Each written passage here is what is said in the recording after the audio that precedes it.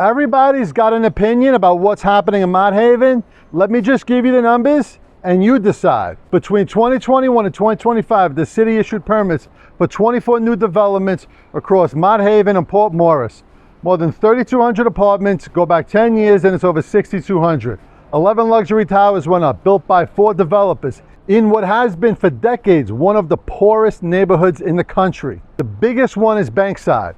Brookfield paid $165 million for the land in 2018, which was a record for the Bronx at that time. They put $950 million into it, 7 towers, about 1,350 apartments, 4.5 acres on the Harlem River. Now here's the part people leave out when they want you angry. 30% of those units are rent stabilized. That's roughly 400 apartments that went out through the city housing lottery. And Bankside Park, that's an acre of waterfront on what used to be brownfield.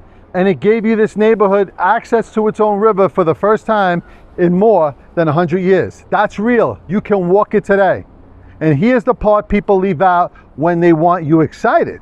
Market rents in those towers run about $3,200 to over $4,500 a month in a neighborhood where that is not what people earn. Some of that money is coming from Brooklyn, where a studio costs more than a 1-bedroom does here. So the honest question isn't whether the buildings are nice, it's who they're for. And then there's the retail, which is the part nobody's talking about.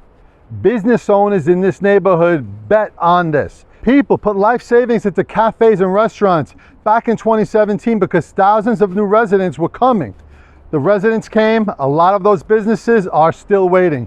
Rob Walsh, who used to run the Bronx Economic Development Corporation, says the ground floor spaces in these new buildings are still sitting empty and the streets around 3rd and Bruckner still aren't clean after $4 billion of investment. That's the gap. Housing showed up before the neighborhood infrastructure did. Over at 350 Grand Concourse, a new building just locked in almost 48,000 square feet of ground floor retail, pre-leased to Food Bazaar. That's a full supermarket, and the Metro North stations coming to the East Bronx are now looking at 2030, not 2027, which matters more than people realize.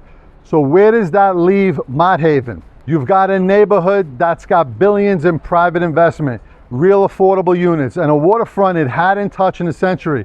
You've also got empty storefronts, long-time businesses still holding on, and residents watching all of it wondering which part is actually for them.